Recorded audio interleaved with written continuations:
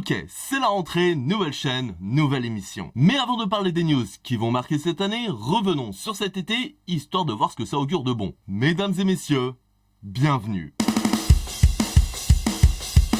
Et sans surprise, cet été, il a fait chaud. On a eu un pic à 43 degrés à Arcachon et des normales de saison 2,3 degrés Celsius au-dessus de la moyenne habituelle. Tout va bien. Manque d'eau, feux de forêt, les demandes de viagers qui augmentent. En 2020, Darmanin parlait d'été orange mécanique. Là, on serait plutôt sur du rouge. Du rouge en mode on va tous crever, Fury Road style. Enfin, je dis ça, mais bon, c'est vrai que même si cet été, certaines villes ont pu manquer d'eau, Dieu soit loué, les golfeurs ont pu continuer leur partie en abreuvant du précieux liquide leur terrain. Et même si cette flagrante démonstration d'inégalité en matière de besoins vitaux peut rendre colérique, à titre personnel, j'ai beaucoup de compassion envers ces golfeurs qui ont juste dû paumer leur Wii Sport. Bon après, c'est vrai que pour le côté « Oh mon dieu, le soleil se rapproche, je vais mourir déshydraté », j'avais dit que c'était sans surprise que ça allait se passer comme ça. Parce que, si je me souviens bien, il y a des gens qui ont essayé de prévenir les différents gouvernements du monde entier depuis de nombreuses années. Ah, il s'appelle comment déjà ? Le YAC ? Le YIC ?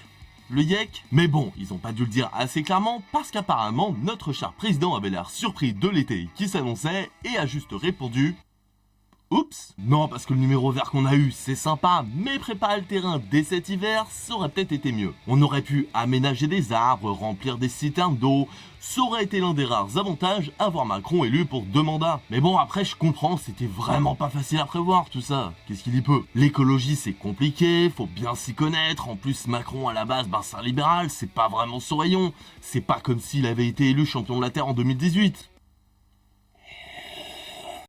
Mais bon, la bonne nouvelle, c'est qu'avec tous les problèmes environnementaux, sociaux et d'inégalités qui se creusent, Macron prend enfin une décision et annonce la fin de l'abondance. Maintenant, fini de rigoler, les conneries, ça suffit, on va filer droit pour sauver le social et la planète. Bon alors pas pour les grandes fortunes qui pourront toujours utiliser leur jet privé pour faire les courses, ni sur les grands groupes qui seront pas taxés sur leurs super profits contrairement à nos voisins européens, ni pour notre président qui en même temps de nous culpabiliser pour notre wifi faisait du jet ski. Mais pour les gens au RSA, attention, hein, si vous trouvez pas de taf, paf, stage de 20 heures dans ta gueule. Attention à vos couilles. Totalement vide. Mais bon, à part ça, tout va très bien. Mais du coup, bilan, et s'il fallait encore se demander si Macron était de gauche, de droite ou les deux en même temps, je pense qu'on peut se dire qu'il est de droite. Mais bref, avec tant de bonnes choses qui se sont passées cet été, je n'imagine pas à quel point la rentrée va être fun. Du coup, on va essayer de voir ça ensemble chaque semaine, j'ai bien dit essayer, en espérant qu'un jour il n'y ait plus de problème et que je sois obligé de fermer cette chaîne. Mais j'en doute. Allez, salut. Il y a toujours rien dans cette tasse, hein, c'est fou.